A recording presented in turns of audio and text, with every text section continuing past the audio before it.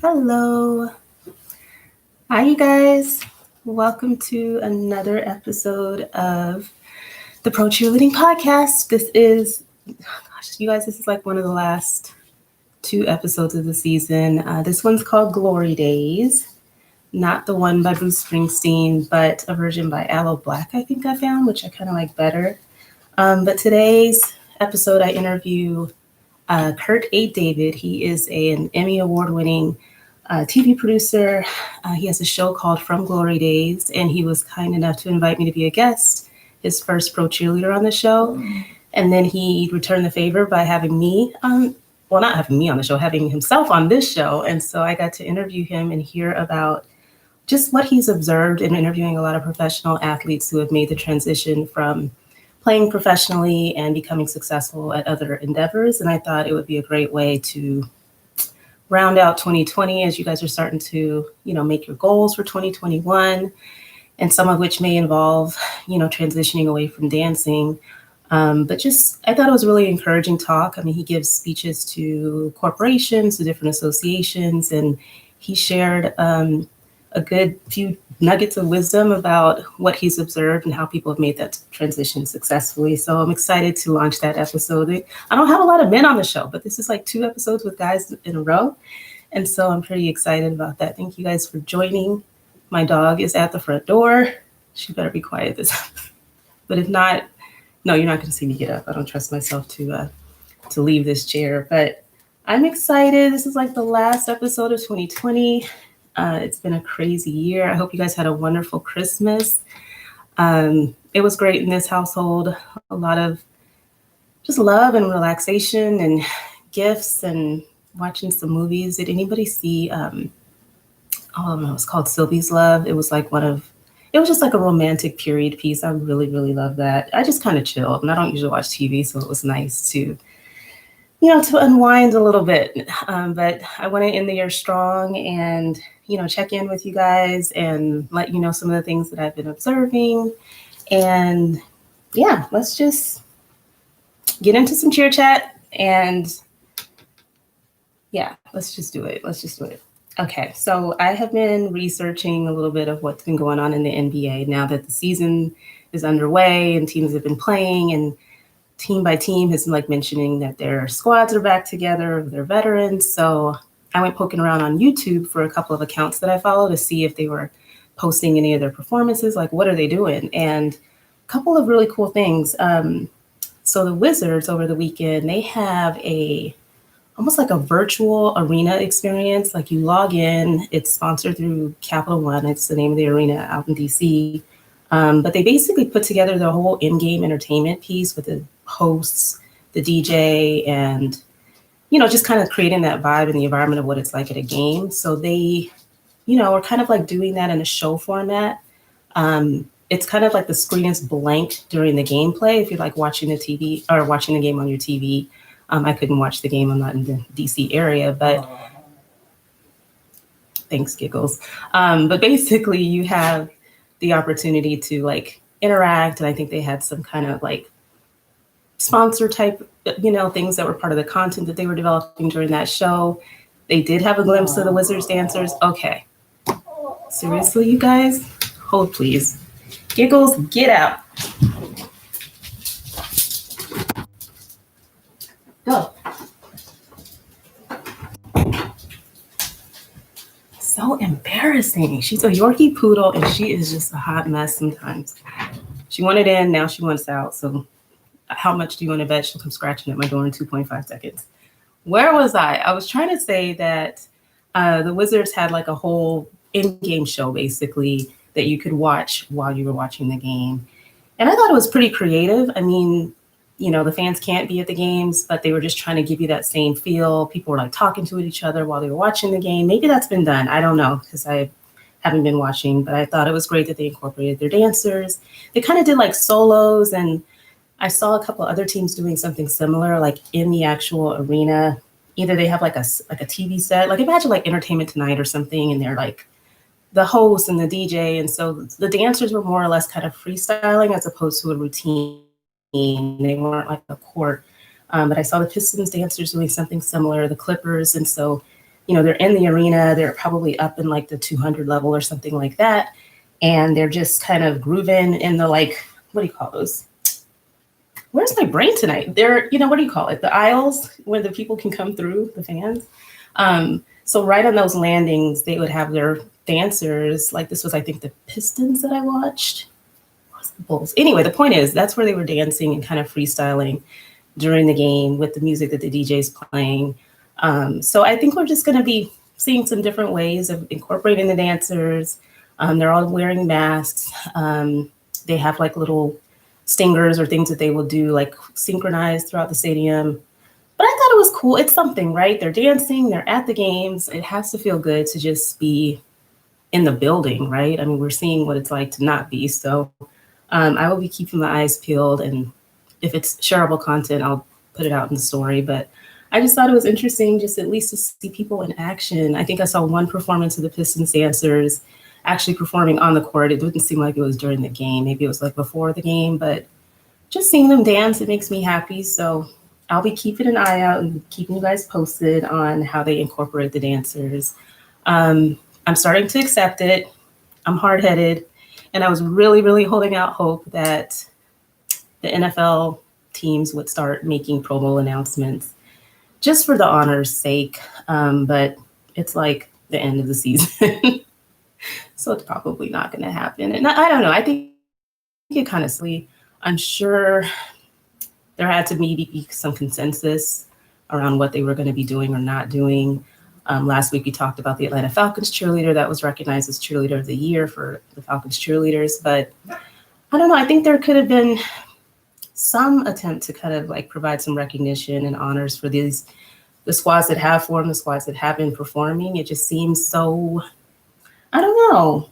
I'm sure it was done because it was like, we don't want to cheat the Pro Bowl cheerleaders of the experience. And, it's this whole week-long activity. You can't replicate that. Like, you can't double up next year. I'm sure there are a lot of considerations about it, but I just wish at least each team picked some recognition for the squad members for the year so that we can kind of continue to celebrate the true leaders on these teams. I forgot to launch it as a poll of the week, but there have a couple teams that actually have like a max of how many years you can be part of the team. And so for some of the girls or guys that came back to the team and had this be their technical last year, even though it's like not quite a year that you should, like, are we putting an asterisk on 2020 or not? You know what I'm saying? Like they cheered and now unfortunately that will be their last year. It's not like they'll get a do-over and get one more season. And I just think that's kind of unfortunate. But I don't know. I'm a little bummed that they didn't find a way to recognize an equivalent of some sort of like award for each team.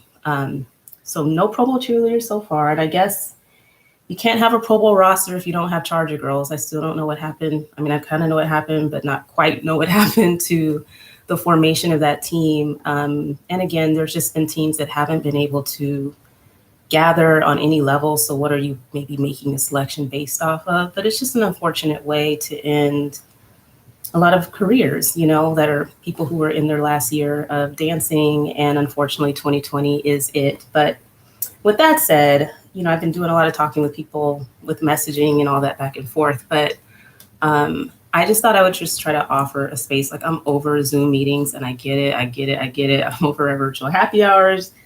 But, one last time for 2020's sake, I just wanted to open the floor up because I understand that there are a lot of people that are hurting, that they're kind of coming to terms with how this year has ended, what happened to their dreams and their goals and the things that they wanted to accomplish. Some who are, I guess, struggling with depression and really just in a tough spot. And it's hard to feel hopeful and optimistic. And while I love to try to be a cheerleader for everybody, I just thought maybe we could just have like one big, well, not big, but, just one big gathering to basically recognize each other, talk about what we've managed to achieve over the year. I mean, we could definitely discuss like the setbacks and how it really truly made you feel. But just a way for us to like lift each other up, right? Like to try to end on a more positive note, because I think we have like in this pro cheer community, especially, it's like such a variety of ages. And I think for people who are even in college, or like 18, 19, 20 years old, maybe even in their senior year of college, and they didn't get to dance this whole year. And this is like the first time that dance has been like ripped from underneath them. I just think it's hit some people a lot harder than it's really truly acknowledged. And I can go on a tangent about college. I'll get to that later. But I just wanted to offer that up. Please don't just have me there by myself. But I just hope that people will kind of join, and meet some new friends, hear different stories, and just kind of collectively know that you're not alone and that we are kind of going to get through this together. And hopefully 2021 will just bring a new beginning, new goals. And again, I encourage you guys to listen to this Glory Days episode because I think Kurt goes through a lot of just rational ways of kind of working through adversity in that way, where you're just kind of like having a game plan as to how to rebound from it. And step by step, he breaks it down. And these are things that, he gets paid probably lots of money to share with different organizations. And he gave us his time for free and shared a lot of wisdom. So I hope you guys check out the episode and come join me tomorrow. I mean, it'll be, 5:30 p.m. Pacific time. So that's 8:30 p.m. Eastern time. And don't quote me on the Central Standard Time. You know what I mean. You get the difference with the coast. But I hope you join. It'd be lovely to see you. I mean, I haven't hosted a virtual happy hour in a long, long time, but it was great to see who would join and people from all over the country. And I did try to extend it to college students because, let me just go there with the college students. You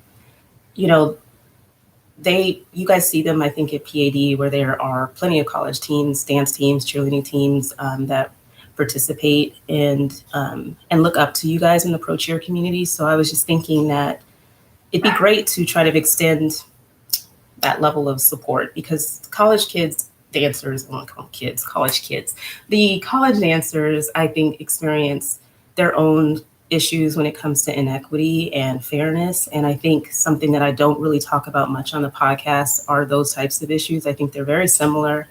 And I'm thinking about kind of like broadening the scope of just some of the things that are covered as part of the podcast in upcoming seasons, because, when you think of, how the Rona has touched the college athletics world, they have basically made the decision, and we can all guesstimate why, right? That college football can proceed with play.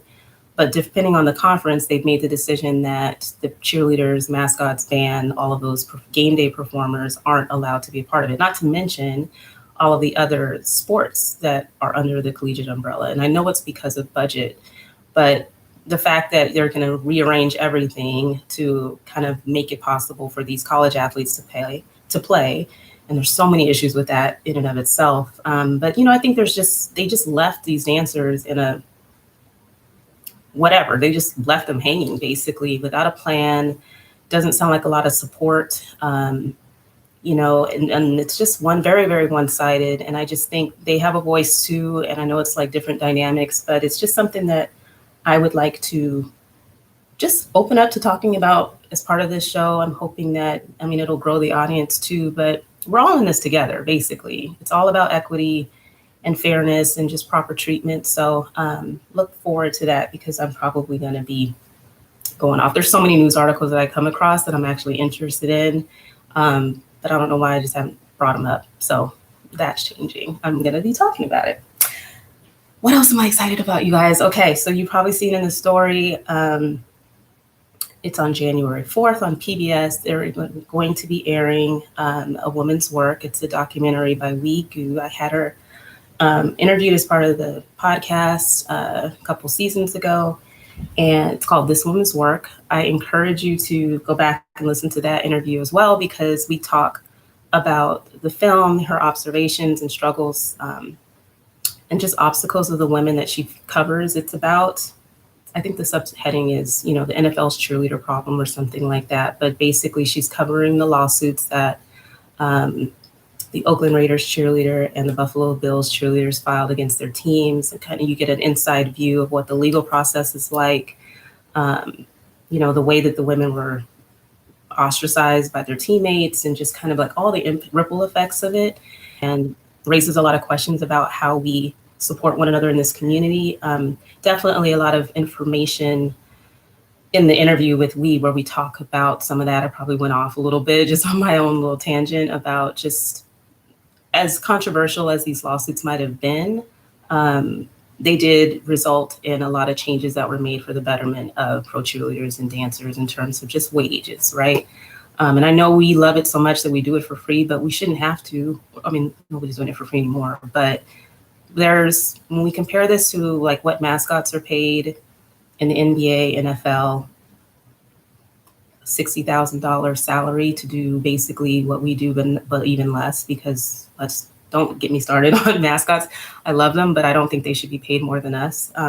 So anyway, there's just a lot of issues, and the documentary is coming out on PBS, so everybody can have a chance to view it.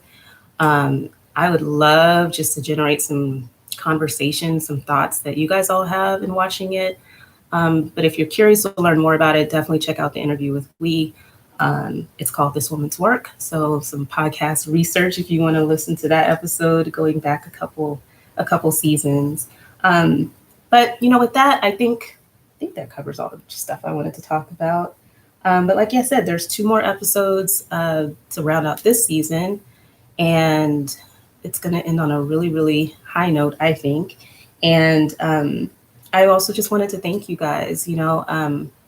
I haven't really paid as much attention to downloads, but I did kind of realize that we were creeping up on 30,000. And when we hit it, I was just like, no, it's perfect time to celebrate and to pause to say thank you for all of your support, for everybody who's like, just said yes, to sharing their time for free. I can't pay anybody. This is not a podcast with ads that drive me crazy. So I tried to spare you guys and not drive you crazy, but this is all a labor of love. And I just am so grateful for everybody that's made time to share their story, share their wisdom, encouragement. I mean, it's just been such a beautiful thing for me. And to reach that kind of milestone for an independent podcast that has like no sponsors and it's a big deal to me. So I just want to say thank you. And from the bottom of my heart, definitely just thank you for the support. And I hope it continues forward in 2021. Once there is a break mid-January, I think there'll be a lot of things kind of going on behind the scenes that I'm excited about. But as always, this is your platform, and I hope to hear from you guys of any topics that you want covered, any people that you want interviewed. Thank you. You guys are amazing. I really appreciate it. It's just humbling. It's super humbling. And you guys have just been there every step of the way. When I say go back and listen to episodes, it's like, don't go too far back because Lord knows what we all said. Brittany and I sounded like back at the very beginning, but we've come a long way, and it's because of your support. And I just want to say thank you. And what else? Is there anything else? Anything on your minds that you want to bring up before I kick it off to the Glory Days interview with Kurt David? I'll sit and wait. But I hope you guys have a wonderful and safe New Year's Eve, obviously. I'm just being really, really careful. I'm really worried about California. It's just sounding so, so scary with ICU being at capacity. Just take care of yourselves, and let's just kiss 2020 bye-bye, and just keep hope alive. I sound like Jess Jackson, but seriously, we have to be hopeful that 2021 is going to bring. Hi, Tara. Oh my gosh. Mwah. Okay. Tara, I just have to say that your music selection drives me up a wall. You just bring out so many cuts and so many songs that I just forgot that I loved. I just love your stories. So never stop posting. Anyway, side note. But 2021 will be good, you guys. I feel like there's a lot of good that'll come. We'll just keep seeing what teams are doing. Maybe the NBA can just trailblaze a way of incorporating the dancers so that by the time NFL auditions come around, old school till we died, yes. But yeah, just so that we have a pathway, a vaccine, all these other things. Obviously, it's going to take some time, but I just think 2021 will be a year of more forward progress, and that's just what it's going to be. I'm just claiming it. It's going to be maybe a bit of a struggle, but it's going to get smoother.